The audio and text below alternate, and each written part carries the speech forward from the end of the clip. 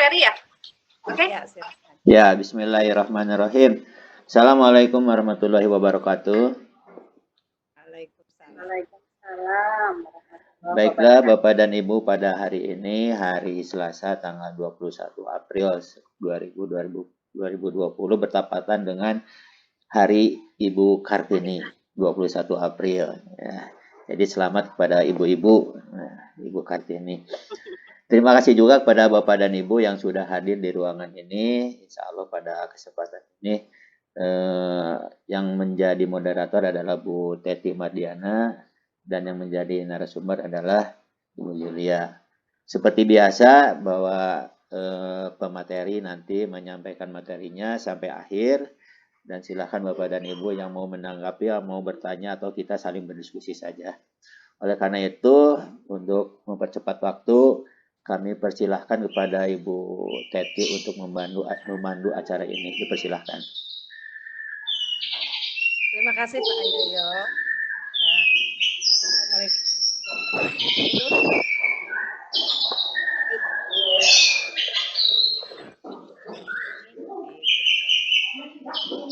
Ini akan Bu Teti, suaranya kurang kedengaran. Bu Teti, tolong agak maju kali ya, Bu Teti. ya. Sekarang kedengaran? Oke. Ya.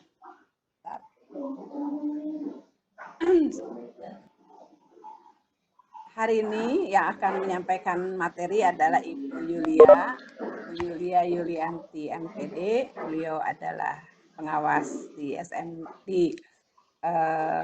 Dinas Pendidikan Kota Bandung, dan beliau juga aktif sebagai Bunda Literasi di Dinas Pendidikan Kota Bandung, ya kan? Oke. Mengenai literasi, mengenai SPNI, beliaulah salah satu yang top banget, top BGT. Baiklah, hari ini Bu Yulia akan menyampaikan materi tentang membangun budaya baca generasi milenial. Membangun budaya baca generasi milenial. Bagaimana dan bagaimana kiat-kiatnya, kemudian apa saja nanti yang akan disampaikan oleh Bu Yulia. Mari kita saksikan bersama. Bu Yulia, dipersilakan. Terima kasih Bu Teti, moderator yang selalu setia menemani ya dari kemarin ya. Ya, sebentar. Nah, share materi dulu ya. Oh ya, ini sudah ada. Baik, semuanya sudah terlihat ya di layar. Baik, bismillahirrahmanirrahim. Assalamualaikum warahmatullahi wabarakatuh. Waalaikumsalam warahmatullahi wabarakatuh. Terima kasih buat para partisipan yang sudah hadir pada pagi ini, pada hari yang hujan sebenarnya kalau di sini. Nggak tahu kalau di tempat Ibu dan Bapak hujan juga ya? Oke, baik. Semoga walaupun agak mendung tidak mengurangi semangat kita untuk belajar walaupun hujan. Baik, pada kesempatan ini saya mengambil materi atau ya katakanlah isu membangun budaya baca generasi milenial. Yang menjadi sebab, katakanlah kenapa saya mengambil topik ini, pada saat yang isu juga bahwa generasi milenial sekarang itu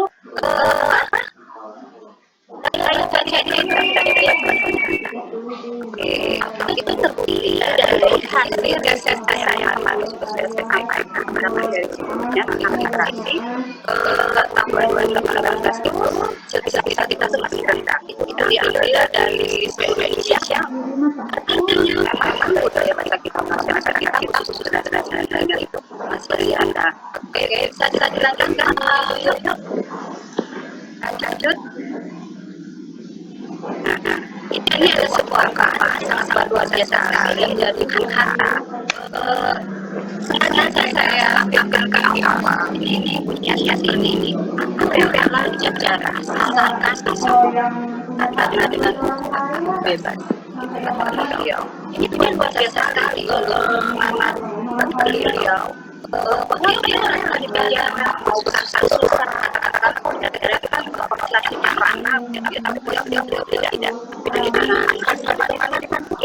tidak terjaga, bahkan kira-kiranya ulang-ulang imajinasinya bisa bebas kemana-mana ketika dia. Nah itu hal-hal yang kita sampaikan ke generasi dan apalagi kita di sini baik-baik sebagai mama sebagai cabut dari ya ada dalam abad ke kita harus oke kita lanjut ya ini sampaikan sesuatu yang sangat baik. Nah sekarang kita lihat kenapa sih generasi milenial yang itu sangat spesial dan karena mereka nanti akan membawa kita pada kemajuan. Jadi ini betul-betul harus dikatakan.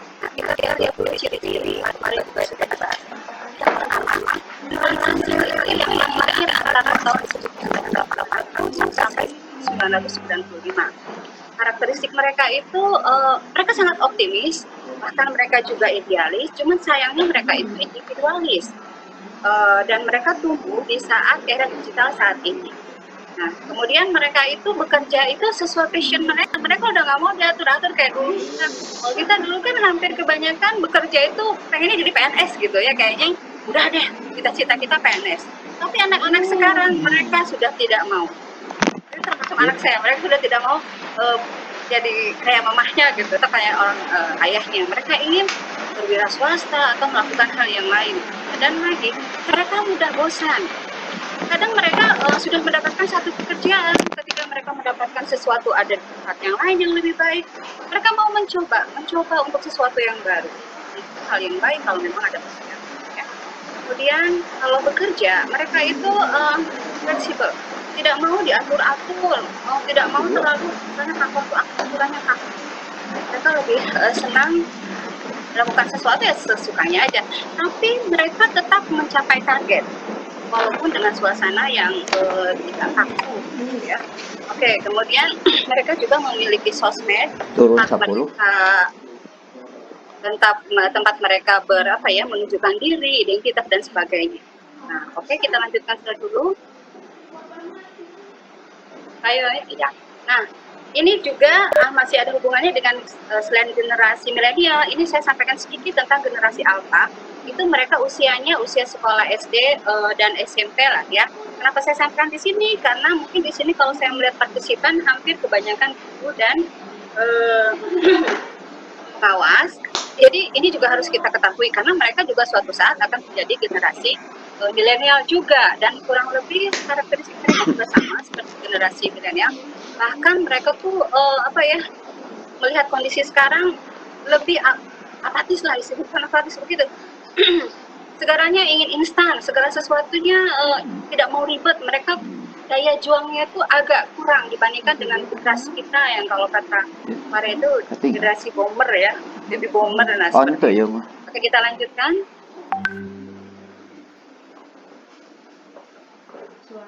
Nah, ini membangun budaya baca itu terdiri dari dua kata, ada budaya dan baca. Kalau budaya itu berarti sesuatu yang sudah tertanam di dalam diri kita, itu sulit gitu Pak. Dan untuk menjadikan sesuatu berbudaya itu tidak serta-merta, itu harus dimulai dari kita masih balita, bahkan sebelum lahir pun itu sudah ada hal-hal yang harus dibangun budaya itu, apapun budayanya ya. Kemudian kalau membaca itu, kalau di sini proses mengenal kata dan memadukan arti kata dalam kalimat dan struktur bacaan. Hasil akhir dari proses membaca yaitu seseorang itu mampu mengambil inti dari bacaan itu sendiri. Ini pengertian yang sangat sederhana saja. Oke, kita lanjutkan. Nah, sini saya sampaikan juga manfaat membaca buku. Mungkin ini kan hanya baru konotasi saja bahwa kenapa sih generasi milenial itu malas baca buku gitu ya. Mungkin mereka masih, ini hanya anggapan saja, asumsi saja, mereka mungkin tidak tahu bahwa buku itu penting gitu ya, bahwa itu sumber informasi, bisa menjadi inspirasi, bisa menstimulasi otak. Di sini sampai ada 12 manfaat buku. Mungkin juga teman-teman yang lain bisa tahu penambahan yang lainnya. Di sini juga ternyata buku juga bisa mengurangi stres ya. Tapi tentunya bacaannya dipilih juga gitu ya, bukan yang menimbulkan stres. Apalagi kalau buku tabungan mungkin menimbulkan stres. Oke. Kemudian juga bisa menambah wawasan dan pengetahuan, menambah kosakata, meningkatkan kualitas memori dan sebagainya. Kita bisa lihat bagaimana ini manfaat buku itu banyak sekali. Nah, ini hal-hal yang harus kita bantu sebagai orang tua, sebagai pengawas, disampaikan. Oh, buku itu penting ke generasi milenial. Minimal generasi anak-anak kita yang ada di rumah atau yang ada di sekolah. Baik, kita lanjutkan saja.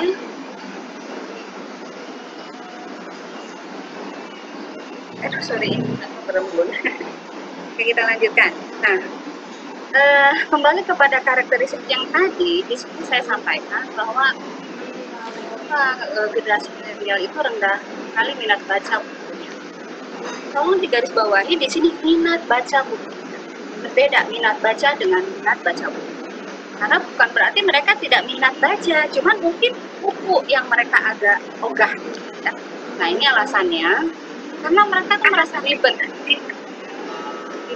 merasa kalau mau bawa buku ya, kemudian mungkin juga tidak praktis, dan kemudian kalau buku itu istilahnya lebih mahal ya, apalagi buku yang bestseller itu harganya biasanya lebih mahal, kemudian untuk mendapatkan buku juga agak sulit karena ya tadi harus ke perpustakaan dulu, apakah harus ke toko buku dulu, kemudian kadang-kadang buku yang disediakan juga tidak ada karena habis dan sebagainya. Kemudian ada satu lagi, ini masalah karakter atau kesiapan dia, karena di zaman sekarang ini ketika orang bawa buku tuh mereka takut dibilang kutu buku atau sok pinter. Nah, itu juga masalah mindset ya. Aku dibully sama teman-temannya. Kemudian mungkin mereka juga tidak punya banyak waktu untuk membaca karena kita lebih memilih main game gitu ya. Dan satu lagi penyebabnya adalah mungkin karena ada aplikasi di HP yang mereka bisa baca tentang pengetahuan atau wawasan apapun dengan mudah dan murah dan cepat. Mungkin itu. Kita lanjutkan saja.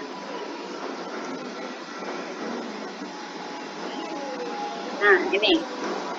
Sekarang bagaimana gitu ya caranya membangun budaya baca? Oke.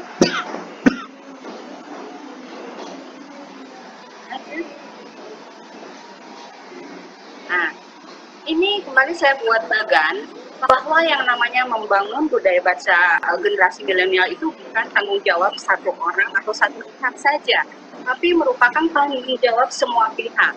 Ya, jadi tidak bisa kita menyalahkan hanya orang tua saja atau negara saja dengan pendidikannya atau masyarakat. Jadi di sini bisa dilihat membangun budaya baca generasi milenial itu tanggung jawab kita semua, mulai dengan negara, di keluarga apalagi, dan kemudian di masyarakat. Hal-hal yang harus diperhatikan membangun budaya baca pada generasi milenial yaitu sarana dan prasarana. Ini mungkin termasuk juga hal yang utama karena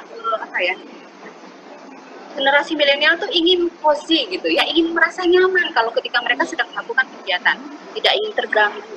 Udah kalau mereka sedang baca atau sedang fokus dengan HP aja, udah kita panggil berkali-kali juga mereka udah kadang sulit gitu ya, harus dengan suara lebih karena sama.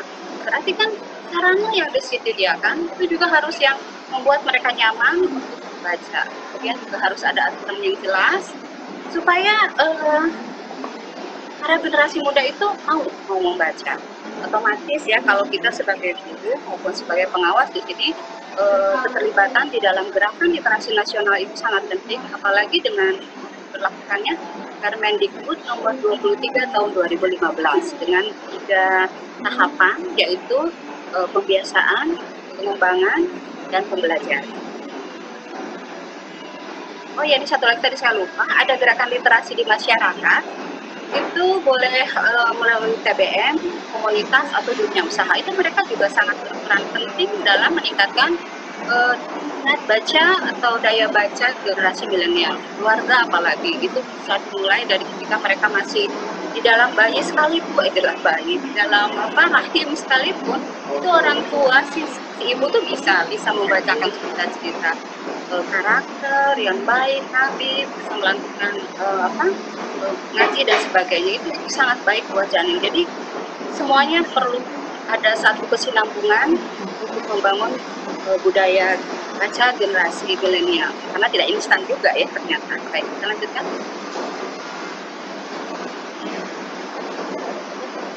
Oke, ini tadi sebenarnya sudah saya sampaikan juga tentang bagaimana keluarga membangun budaya baca.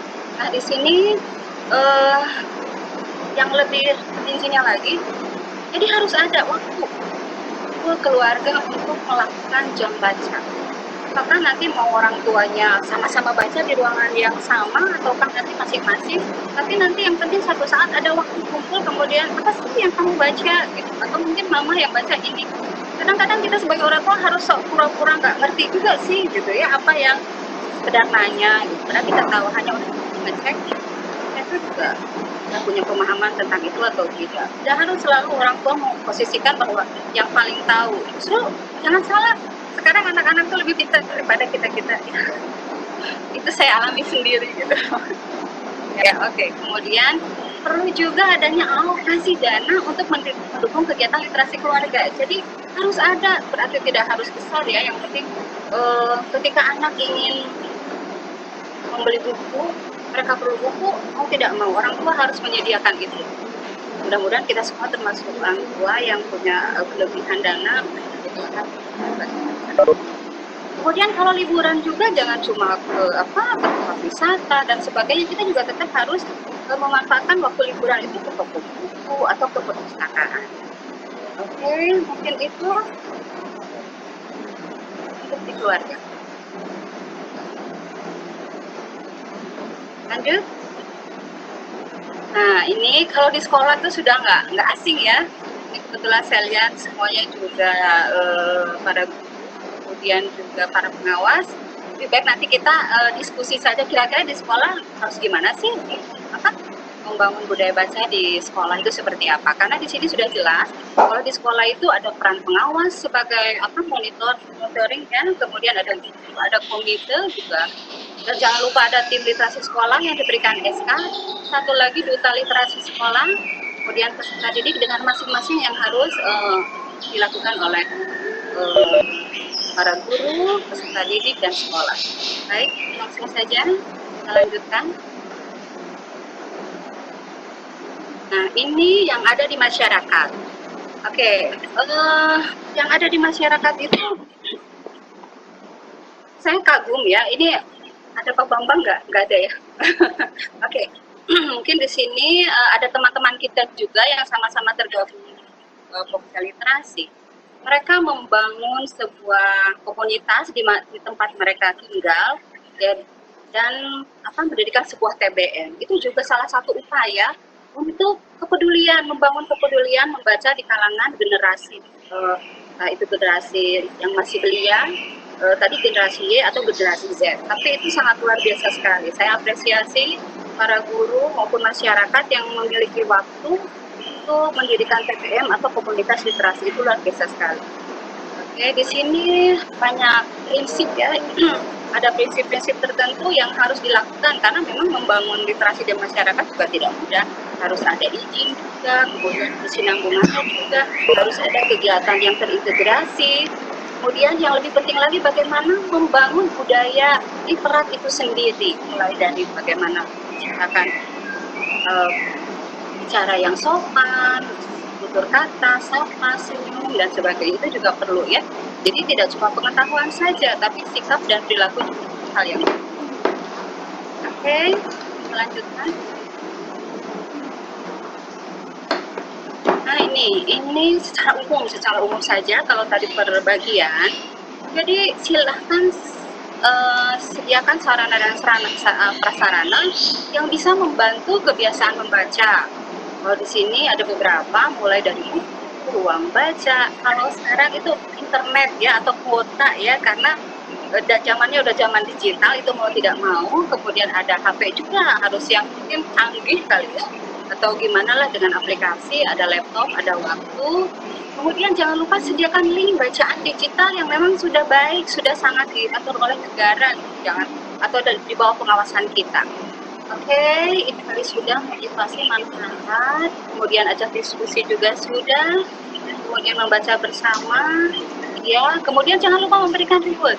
reward atas apa yang kalau mereka selesai membaca. Satu, selain perhatian bertanya, kemudian oh ya bagus.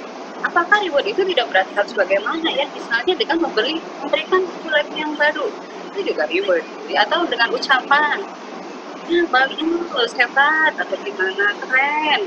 Jadi mereka senang gitu. Atau bisa dengan tidak cuma ucapan, kita usap mereka, kita punya, itu juga luar biasa. Oke, kemudian ini pun bisa kita lanjutkan.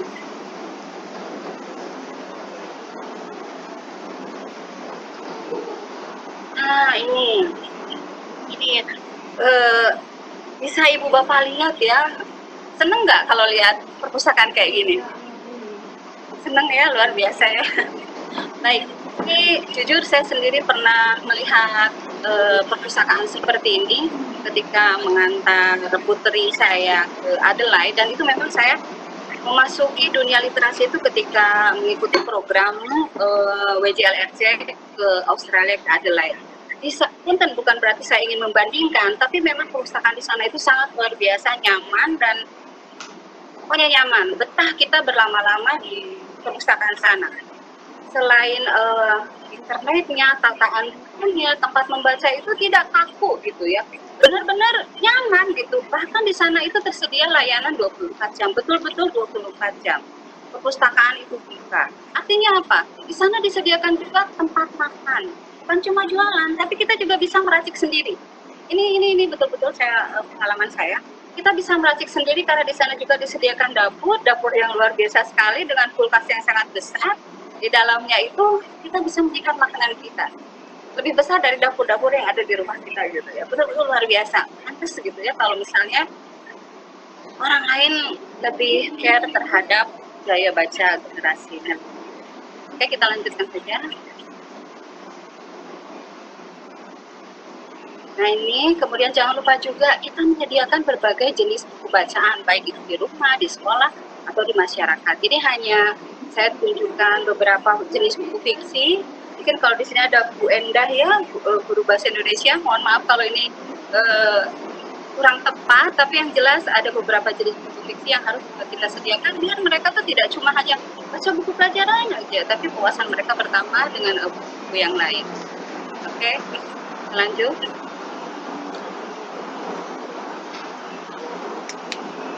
Oke, ada jelas ini buku non-fiksi yang selama ini mereka pelajari, tapi tetap harus ada buku pengayaan yang lain untuk menambah wawasan mereka. Kita lanjutkan.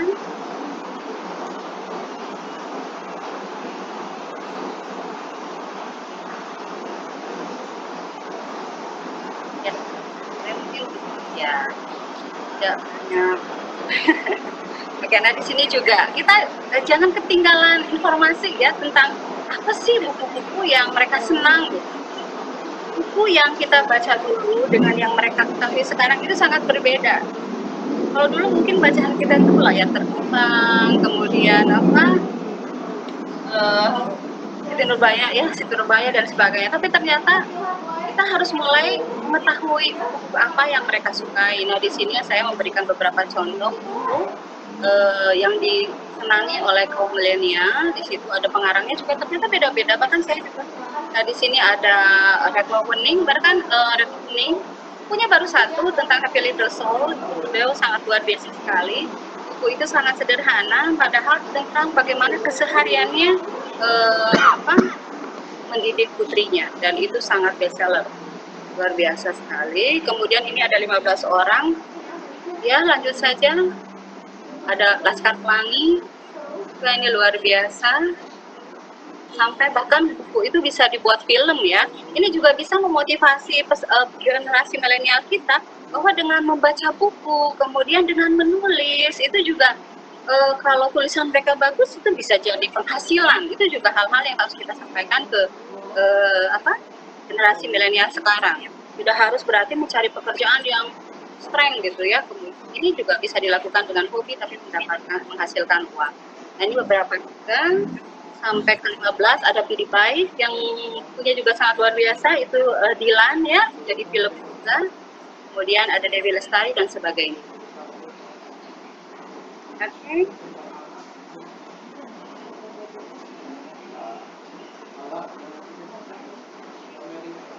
Nah, ini hal-hal yang kita harus sampaikan juga ke generasi milenial bahwa membaca buku juga tidak asal gitu. Walaupun sebenarnya mereka nggak usah kita kasih tahu juga, mereka pasti tahu gitu. Tapi sebagai orang tua atau kita sebagai guru, pengawas, kita memberitahukan tetap efektif tuh gimana. Jangan sampai apa yang kita baca itu berlalu begitu saja, kemudian hilang dari ingatan. Ya. Nah, di sini ada beberapa hal, kita pilih waktu yang tepat untuk baca buku. Dan itu disampaikan ke orang tua. Misalnya, kamu baca bukunya jam berapa? Nah, berarti nggak mau diganggu pada jam-jam. Atau kita juga sebagai ibu, misalnya ketika segala sesuatu sudah beres di rumah, kita kasih tahu aja ke pasangan kita, misalnya, kita mau baca nih dari jam sekian sudah. Jadi yang penting komunikasi ya. Kemudian posisi duduk juga harus nyaman, jarak, tujuan membaca buku, fokus pada buku yang kita baca. Dan kita juga menjadi pembaca aktif dengan mengajukan beberapa pertanyaan, menguasai beberapa teknik membaca, dan juga mencatat hal-hal penting. Oke, lanjutkan saja.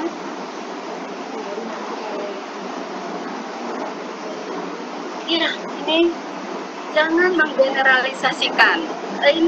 Ini saya katakan kenapa? Tidak semua generasi milenial itu rendah minat bacanya. Jadi tidak semua, itu sengaja saya tulis di sini.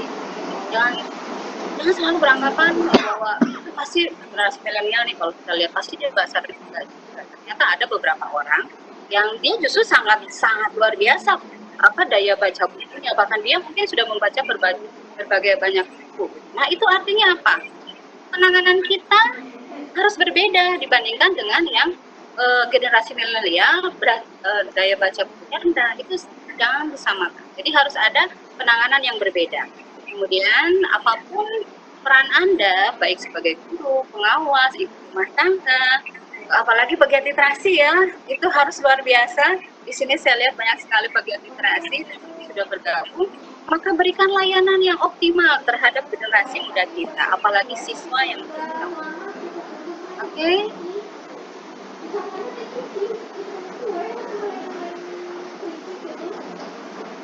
Iya, ini terakhir rupanya ya. Jadikanlah membaca sebagai hiburan yang menyenangkan. Jangan menjadi membaca itu kegiatan yang boringkan. Harus hati gitu ya ketika kita dalam posisi. Baik, mungkin itu dari saya materi yang sangat sederhana sebenarnya. Enggak, silahkan bagi ada yang mau bertanya. Saya kembalikan lagi kepada Ibu moderator kita, Bu Teti Mardiana. Terima kasih Bu Teti, mangga. Teti? Oke. Bu Teti?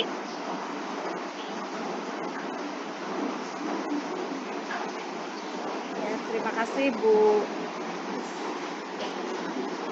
Terima kasih Bu Yulia sudah menyampaikan materinya dengan sangat jelas dan gamblang kepada semua partisipan. Barangkali ada yang ingin menyampaikan tanggapannya atau pertanyaannya, mangga dipersilahkan untuk disampaikan langsung kepada Ibu Yulia.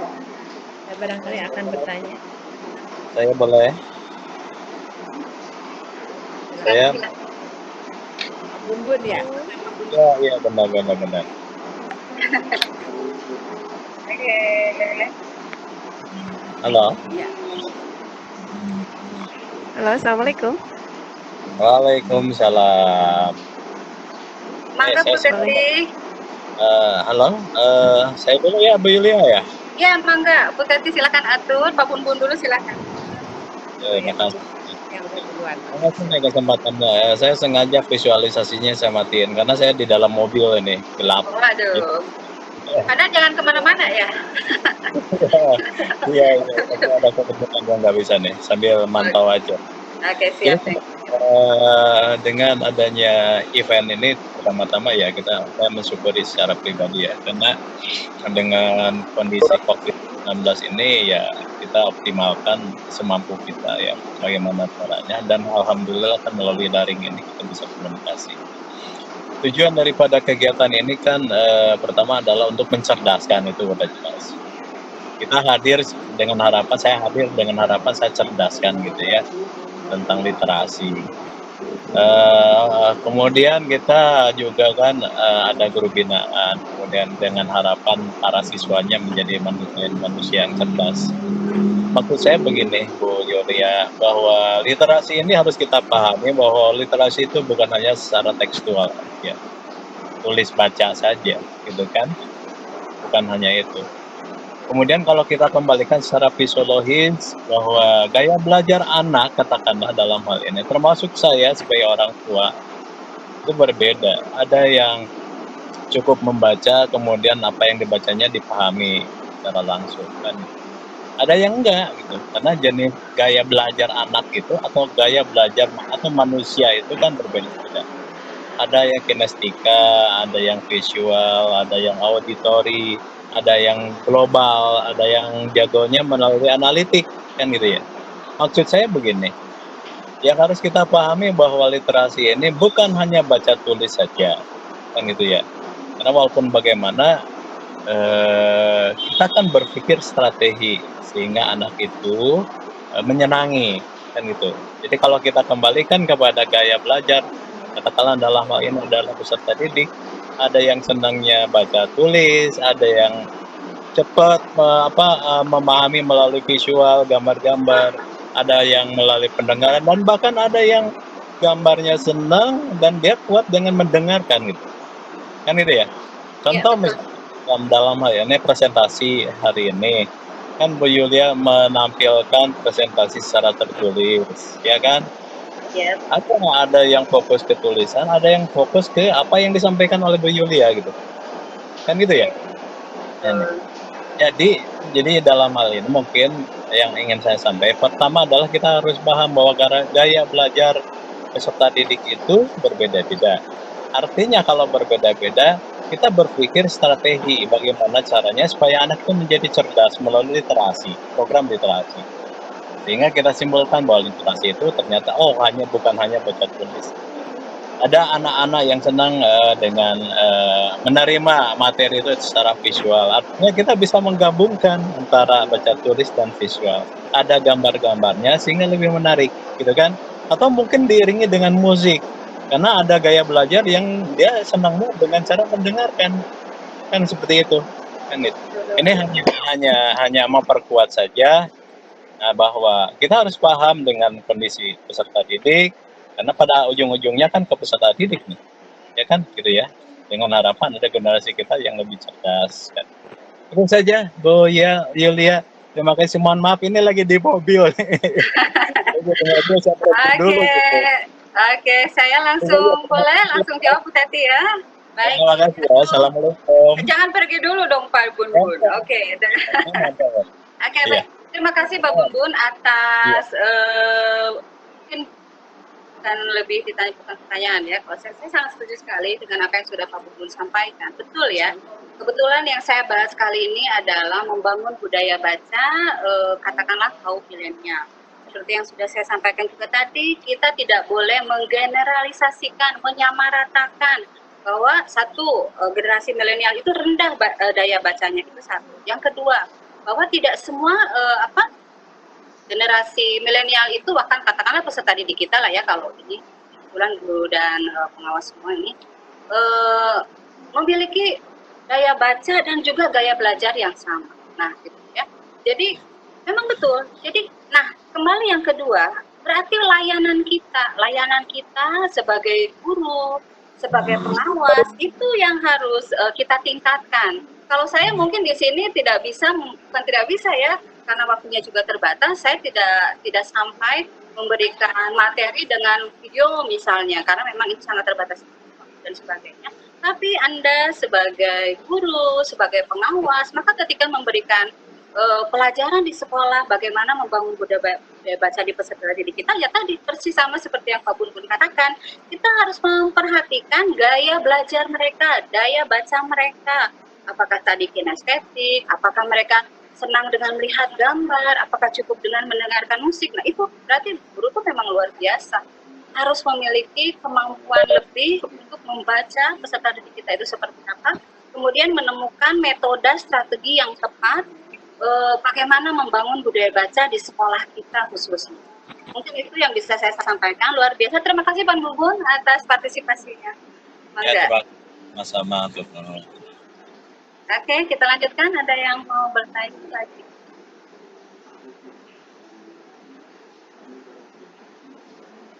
Tadi Bu Susi ya, tadi. Halo? Iya, Bu Susi. Silawati ya. Bismillahirrahmanirrahim. Assalamualaikum warahmatullahi wabarakatuh. Waalaikumsalam warahmatullahi wabarakatuh. Sangat tertarik dan selalu menarik pembahasan terkait literasi ini. Kalau tidak salah, saya pernah menulis di MG entah edisi berapa terkait literasi berawal dari keluarga, begitu. Seperti halnya pendidikan, kita juga harus memiliki 3 konsep. Ya, kita harus memiliki 3 konsep budaya Punten, Pak Yoyo. literasi. Absen mungkin takut. Ayo, oke lanjut silakan Bu. Maaf ya. Iya, baik. Kalau sekolah sudah barang tentu semua pengawasannya berlapis ya. Sekolah, gerakan literasi sekolah di bawah gerakan literasi nasional pasti secara otomatis pengawasannya berlapis. Tidak sama dengan rumah gitu. Tidak semua rumah, tidak semua keluarga menyediakan buku. Begitu. Apalagi lingkungan, dalam hal ini kelurahan yang menyediakan taman bacaan, kemudian di blasting menjadi per RW, kemudian di blasting lagi menjadi per RT, begitu. Dan kalau memang ingin Indonesia ini menjadi negara yang sama, mohon maaf bukan membandingkan, yang sama dengan negara lain gitu kan. Contoh kalau misalkan di Jepang setiap penduduknya itu membaca 10 judul per bulan. 10 judul buku per bulan. Tetapi kalau di kita gitu kan masih merangkak. Ya, Jadi mungkin melalui forum ini saya memberikan masukan seperti apa lagi gitu kita meningkatkan budaya literasi ketika di sekolah sudah sedemikian cantiknya gitu kan para penggerak literasi menggerakkan budaya baca dan lain sebagainya begitu. Kemudian mudah-mudahan sebagian rumah tangga juga menjadi rumah tangga yang literasi. Nah, ini yang paling pertama adalah lingkungan, Bu Yulia. Nah, bagaimana mungkin di Provinsi Bandung begitu kan menggelontorkan program literasi lingkungan yang memang sekarang sudah berdiri taman bacaan, tetapi kalau saya pantau efektivitasnya belum optimal, terutama untuk daerah Bogor ya Bu Yulia. Jadi hanya sebagai formalitas saja gitu. Oh dana desa, mohon maaf ini saya menyoal ya. Oh dana desa sudah sekian persen, tetapi hanya formalitas saja. Karena apa? Karena 70% kebiasaan anak-anak kita itu diwarnai oleh lingkungan. Sekolah sudah kesan baca, kemudian ketika pulang ke rumah kembalilah mereka masuk ke warnet, main game online dan lain sebagainya. Begitu. Jadi mungkin ini harus ada gebrakan di saat sekolah budaya literasinya. Kemudian mudah-mudahan seiring kerjasama antara sekolah dengan rumah, ya, insya Allah ke depan mungkin rumah tangga kita itu menjadi rumah-rumah literasi. Nah, sekarang tinggal didukung oleh lingkungan yang paling besar, yaitu lingkungan masyarakat perkotaan atau perdesaan, kemudian yang dibagi-bagi ke wilayahannya masing-masing. Kalau dulu saya bergerak di PKK itu ada yang namanya Dasawisma P2WKSS. Nah, mungkin bisa dimasukkan program literasi ini ke program Dasawisma seperti itu, Bu. Mudah-mudahan supaya jangan sampai kita harus berapa tahun untuk berdiri sejajar literasi kita dengan negara-negara lain gitu kan, seperti itu. Jangan sampai seperti itu. Itu saja sih Bu, mudah-mudahan suara kecil saya ini bisa menjadi catatan gitu kan. Menjadi catatan bagaimanapun pemerintah daerah, kelurahan, desa-desa, RW, RT harus melek literasi. Demikian, Assalamualaikum warahmatullahi wabarakatuh. Waalaikumsalam warahmatullahi wabarakatuh. Terima kasih. Hidup Bogor. Saya jadi Hidup Bogor luar biasa. Aduh. Baik ya, saya senang sekali saat ini ada teman saya, sahabat saya, Ibu Susi. Itu kami sama-sama pegiat literasi. Beliau itu luar biasa, punya sekolah, punya yayasan. Jadi beliau sangat tahu betul gitu ya tentang kondisi literasi di Indonesia. Jujur mendengar apa yang Ibu sampaikan, saya juga agak merinding dalam artian prihatin, betul-betul prihatin. Kita yang bergerak di bidang literasi, jangankan untuk melakukan sesuatu, kadang bukan curhat juga ya, ini hanya menyampaikan saja. Kadang teman kita, sesama pegiat dan yang lain juga memandang apa yang kita lakukan juga sesuatu yang masih ngapain sih gitu, nanaonan gitu ya. Tapi mudah-mudahan kita semuanya niat saja. Bu Susi, betul apa yang barusan disampaikan itu bukan berarti kita pesimis ya dengan apa yang sudah dilakukan oleh pemerintah, mulai dari pemerintah pusat sampai kemudian RT RW dan sebagainya. Betul, masih jauh, katakanlah masih jauh panggang dari api ya literasi setelah dipergulirkannya Permendikbud 2003 nomor 23 tahun 2015, sudah beberapa tahun ini tapi masih seperti itu.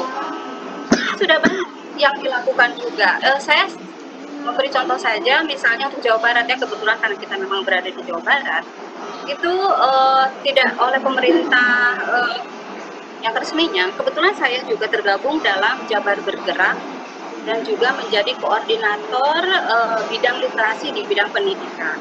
Banyak hal yang sudah kami lakukan. Kami diketuai oleh Ibu Cinta, Ibu Atalia Kamil ya, kemudian beliau luar biasa dengan inovasi-inovasinya, dengan candi, dengan kolecer yang mungkin ibu-ibu juga tahu ya sudah ada tersebar di kota Jawa Barat. Tapi benar seperti yang Ibu Susi katakan, itu hanya hanya formalitas, hanya untuk menunjukkan tapi kenyataannya itu tidak sampai ke masyarakat. Mereka tidak melihat manfaat dari adanya kotak-kotak kolecer itu untuk apa gitu. Banyak kan kita hanya kemudian difoto, kemudian pasang di medsos, betul ya, itu saya juga mungkin ya. Ya itu hanya untuk itu gitu. Jadi memang sangat masih banyak yang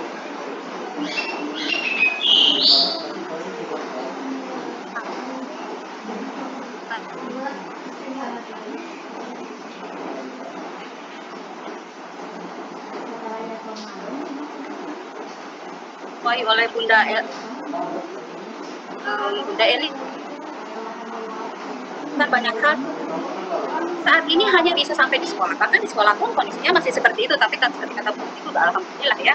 Nah, ada harapan kita yang di Pokja Literasi, katakanlah di bawah Dinas Pendidikan, tidak cuma hanya memperhatikan di sekolah saja. Kita harus sudah mulai memperhatikan tadi seperti kata Bu Susi, bagaimana di keluarga, bagaimana di masyarakat, supaya ada kesinambungan antara masyarakat, kemudian di keluarga dan di sekolah. Jadi selama ini yang saya juga lihat, sekolah kegiatan sendiri, di masyarakat sendiri, di keluarga, tidak semua keluarga itu dan sebagainya. Jadi memang harus ada kebetulan khusus ini. Mungkin disinilah fungsi kita nanti sama-sama berkoordinasi. Mudah-mudahan memang perjalanan dan perjuangan kita masih panjang, tapi mudah-mudahan insya Allah saya juga tidak bisa memberikan jawaban yang memuaskan mungkin ya. Dan ini juga karena pertanyaan Bu Susi juga menjadi harapan buat saya. Tapi tetap semangat lah. Oke, mungkin itu yang bisa saya sampaikan. Semoga tidak puas ya. Nanti kita sama-sama cari jawaban. Baik. Gitu kan?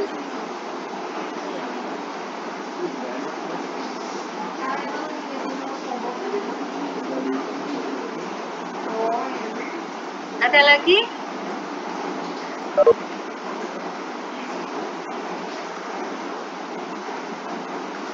Baik ya, mungkin ini mah sambil membahas saja tadi. Kemudian yang lebih penting lagi di keluarga barangkali ya, betul Bu Susi, di keluarga itu jangankan mereka punya buku, seorang ibu gitu ya, seorang ibu banyak di masyarakat kita beberapa persen itu mereka menikah, mereka hanya tahu tanpa mereka memiliki pengetahuan yang cukup. Tadi saya lupa di slide itu ada terlip kalau nggak kecil itu keluarga kecil literasi.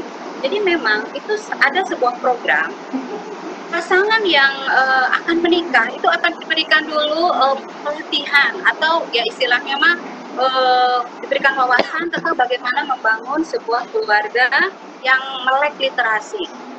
Bukan berarti baca buku ya, baca buku saja. Jadi memang sekarang sudah ada sebuah program pasangan yang akan menikah, karena memang tidak mungkin keluarga itu dibangun budaya, tidak cuma budaya baca, berbagai budaya yang lainnya juga. Keluarga tetap adalah nomor satu. Keluarga adalah tetap yang paling utama, di mana anak-anak kita dibangun dari situ. Jadi memang alhamdulillah sudah ada program tentang bagaimana pasangan itu disiapkan menjadi keluarga yang literat. Sudah ada. Walaupun saya sendiri belum tahu bagaimana pelaksanaannya ya, tapi secara wacana itu sudah ada. Mudah-mudahan itu kalau berjalan ya semakin banyak pasangan-pasangan yang melek literasi, yang bisa membimbing putra-putrinya, bisa membimbing anak-anaknya ke hal yang lebih baik lagi, karena semua pendidikan itu berasal. Ya, ada yang mau ditanya? Ada yang lain tanggapan atau bagaimana? Coba.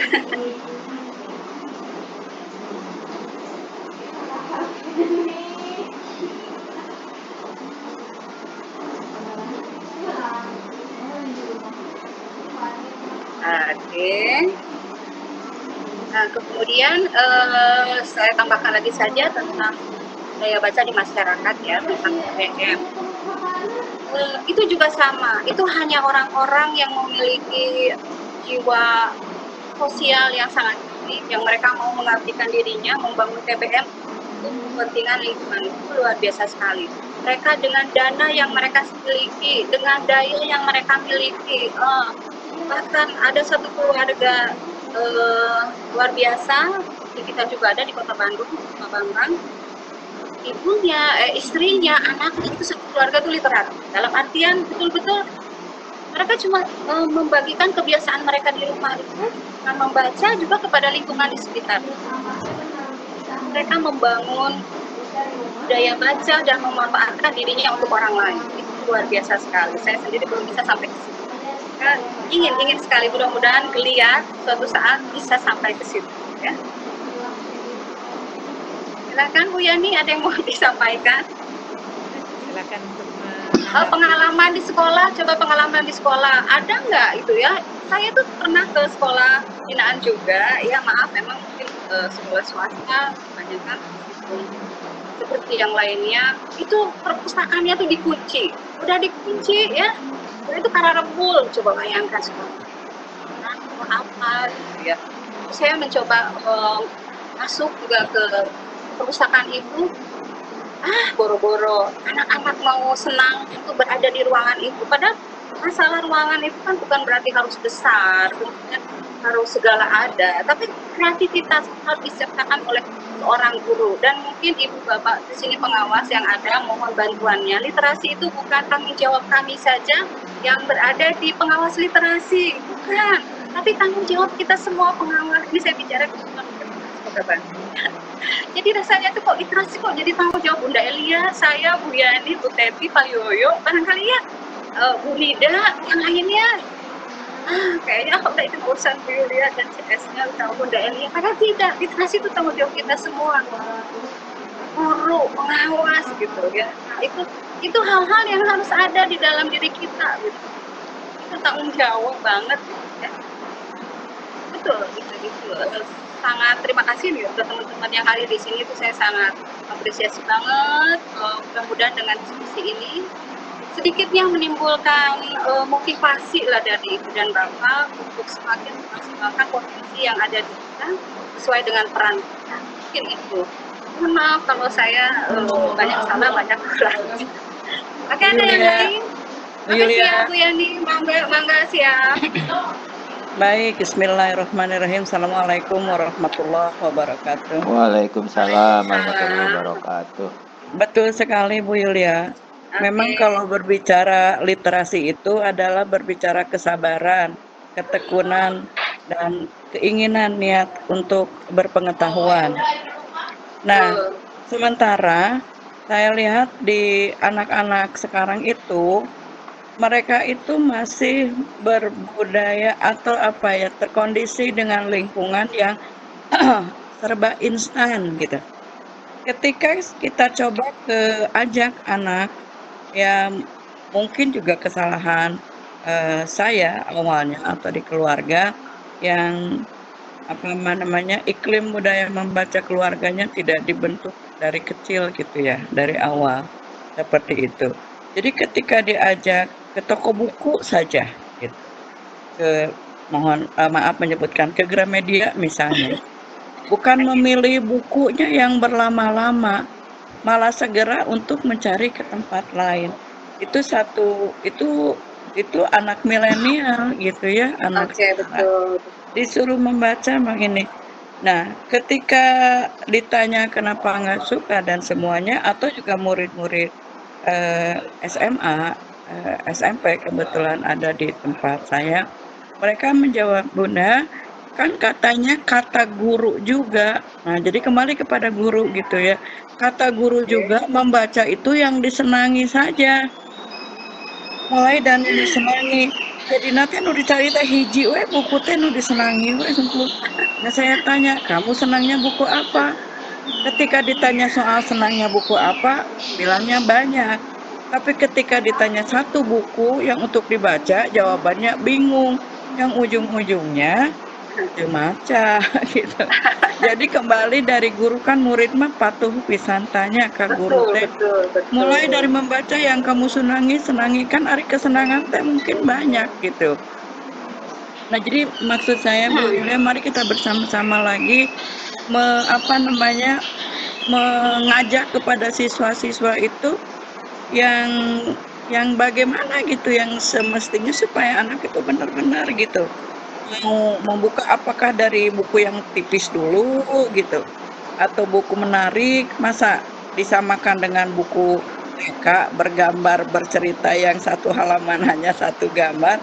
Dan ternyata Bu Yulia, ini pengalaman saya Bapak Ibu ya, dan ternyata anak-anak SMP karena saya pengalaman ketika penilaian literasi ya Bu Yulia, yang satu sekolahnya bersama dengan SMP SMA gitu, satu manajemen sekolah.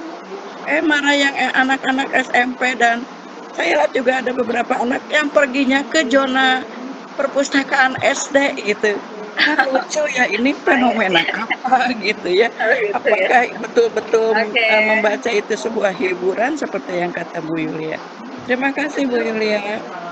Oke, saya langsung jawab saja ya Ibu Yani. Terima kasih atas atensinya, luar biasa sekali beliau juga pegiat literasi bersama kami. Berdasarkan pengalaman ya, yang Ibu sampaikan betul ya Bu Yani. Jadi literasi itu baik di keluarga maupun di sekolah sama-sama bukan hal yang mudah. Tadi kalau melihat di keluarga, itu putranya tadi SD atau SMP Bun? SMA bahkan. Aduh, SMP. Saya pikir SD. Iya. Sudah tidak ada SD, cucu. Cucu sudah mulai. Makanya saya agak bingung gitu ya kalau mendengar pertanyaan Bu Yani. Kebetulan saya juga di rumah ini ada generasi milenial banget gitu ya. Jadi saya tahu bagaimana mereka tidak bermaksud menggurui, menyalahkan atau apapun. Memang yang pertama yang harus kita lakukan adalah mengevaluasi diri kalau kita sebagai orang tua, atau kita sebagai guru, atau kita sebagai pengawas. Sebelum kita melakukan action, kita harus mengevaluasi diri dulu.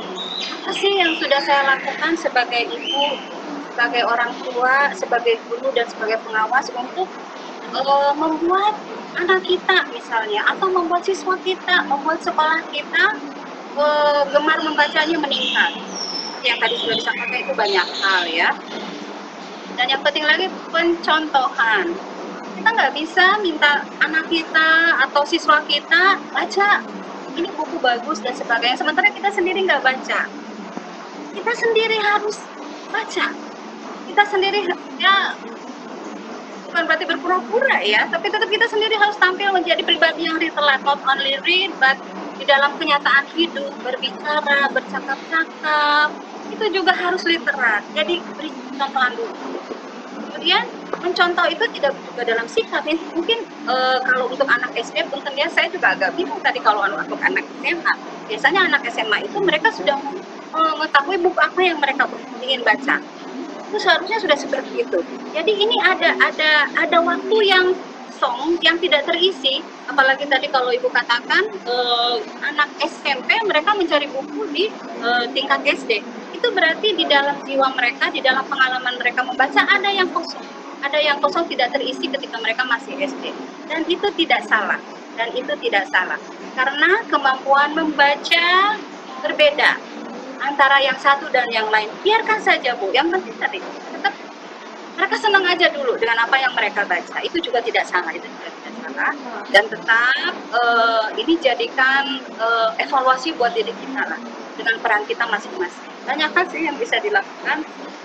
Mungkin hanya itu yang bisa saya sampaikan. Mudah-mudahan kita berikan pencontohan saja dulu. Kita sebagai ibu, kita sebagai guru, kita sebagai pengawas.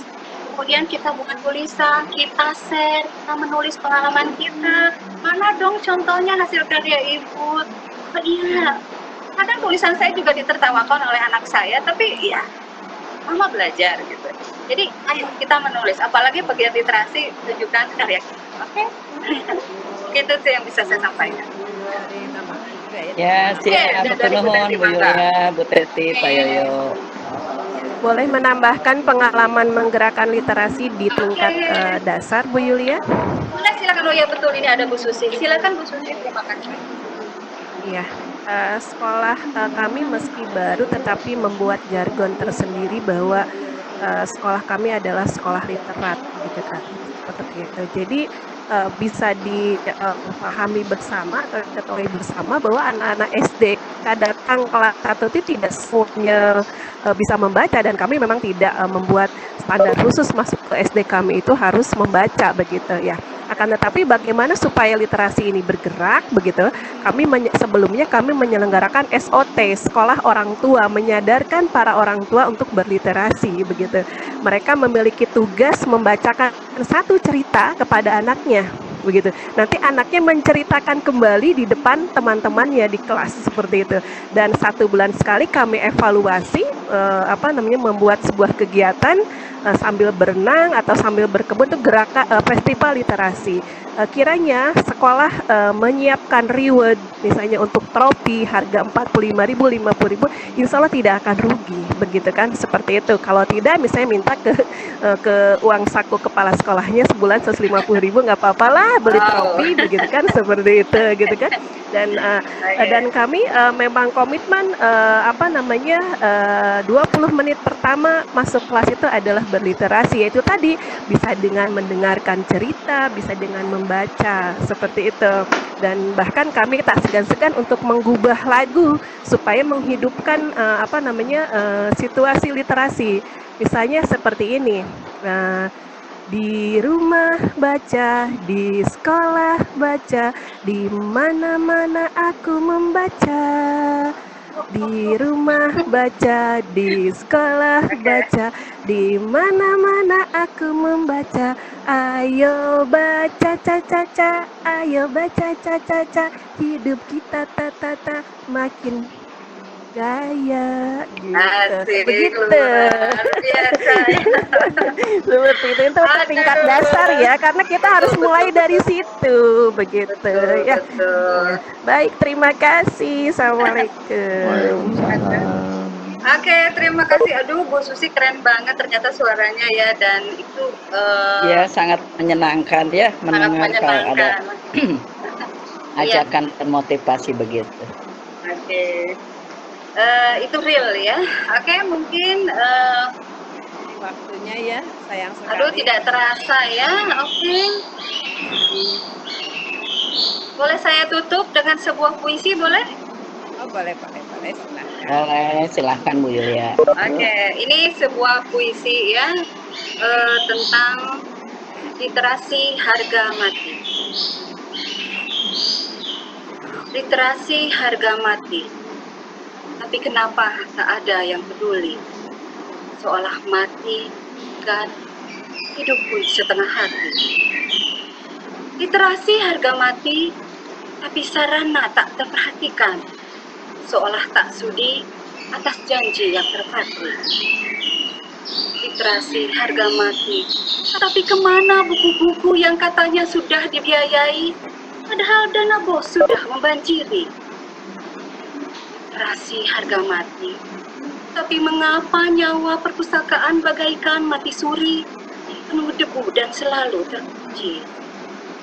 Oke, mungkin itu dari saya untuk menutup Bagus materi hari sekali. ini. Mungkin itu. Oke, silakan kembali kepada Bu Teti. Mangga. Oke.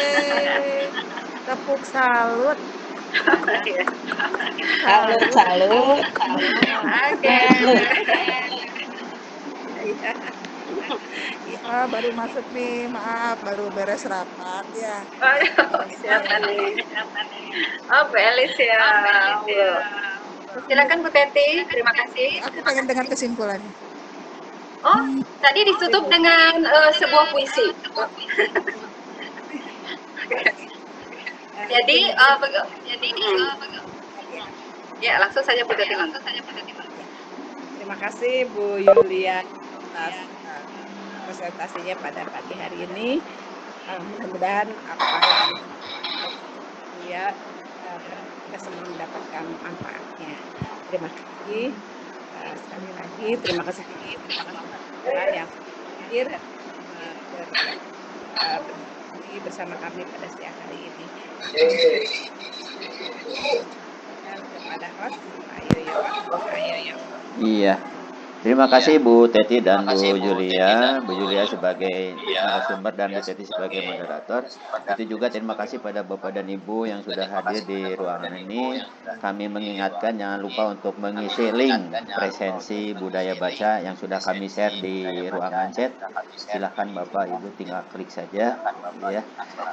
Baiklah Bapak dan Ibu, sebelum mengakhiri acara ini, kami mengundang lagi Bapak dan Ibu nanti pada pukul 13 dengan materi